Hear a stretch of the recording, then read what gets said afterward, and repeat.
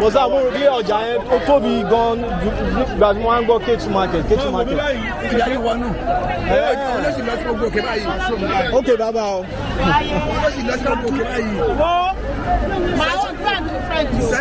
Section to Alele. Okay. Okay. Banana section. Pineapple section. Okay. Okay, this is pineapple section, and they have a whole lot of pineapple plantain here. This plantain section, where we see this is live at Ketu Market, International Market, Ketu, Lagos. This is the plantain section. We have the banana section. We have the pineapple section as well. We have watermelon. Think of any fruit. You get it right here at Ketu Market. It's here. We have it here. Don't go anywhere else to buy your fruit. We have fruit right here at Ketu Market.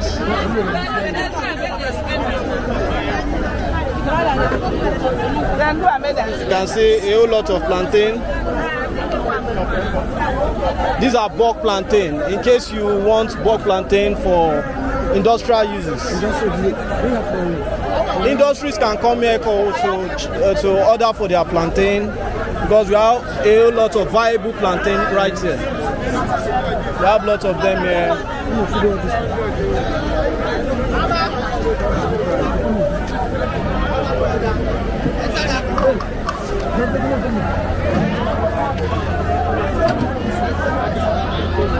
Okay, look at fresh plantain. Nigeria is blessed.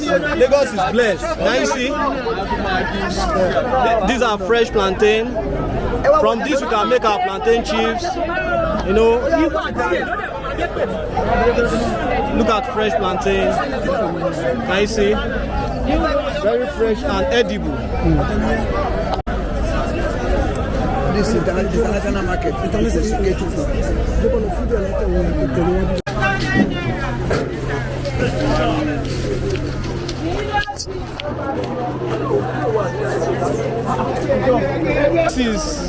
Ketu International Market, Lagos, the home of fruits.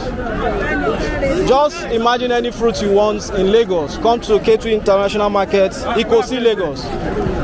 We have fresh mangoes. These are fresh mangoes, as you can see. These are fresh edible ones. Madam, sherry mango lele. Sherry lele abi. Sherry lo wan be abi. E to ma fi obe gen e se on lele. Ah. Okay, baba sherry mango lele abi. Okay, palaba lele. Sherry ni. Baba ba le ta pere sherry. 2,000 lele. Jale nko baba. Agba 5. Ani sherry.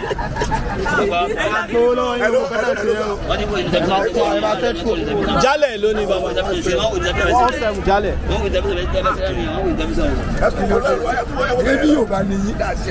Okay, this is sherry. My brother, how much be the bottle? No, I want to get the price of your sherry. 2.5. Okay. Jale ele loni. Hello lele jale.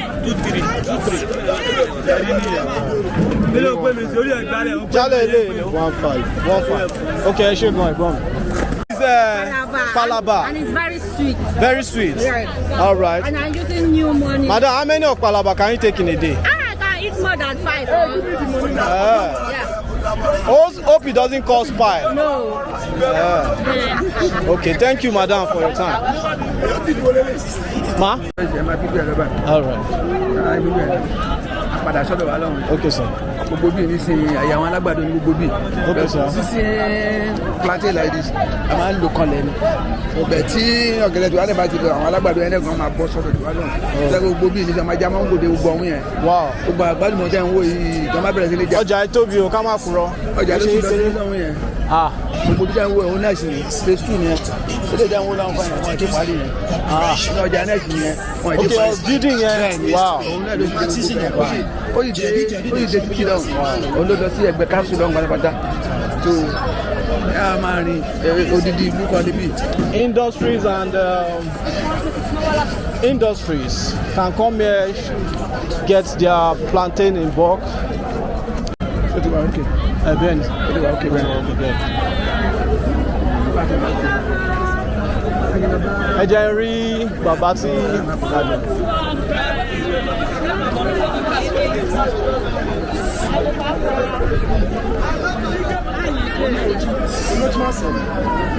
sorry. Nínú ọjà yẹn náà ni gbogbo ẹ ti kúrò nínú ọjà.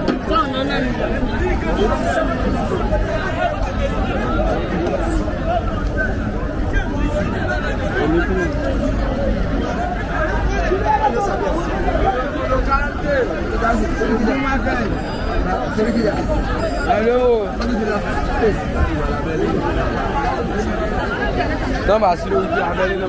bàbá abẹ́ni bẹ́ẹ̀ni sà. Nínú kò ló pariwo. Ilé wíṣì.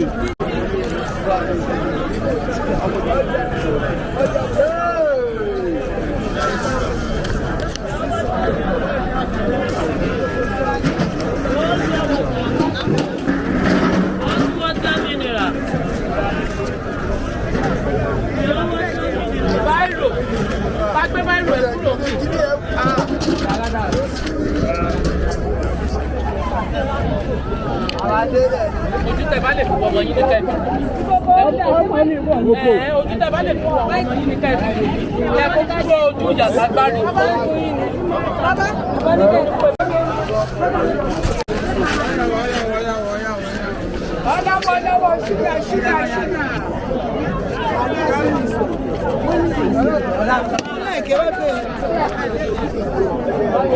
I'll find your Friday, fine.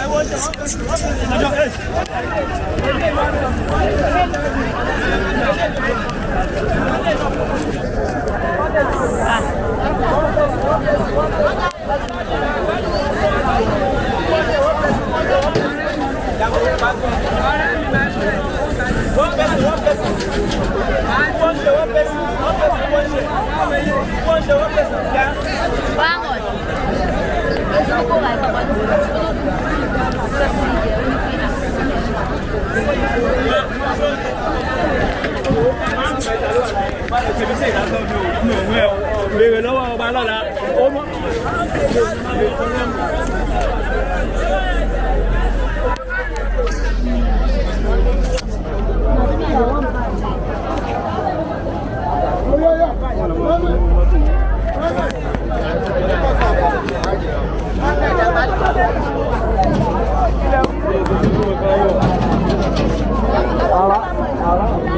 Ìyá Samuel.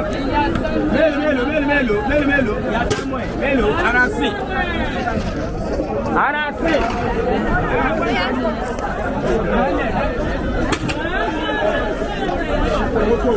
Ebele aba city. Ani wele ta kwesi. Ka pe mi si e ko ba ni 500 lo won se ti a. Mo ti fu di joro so so pa di.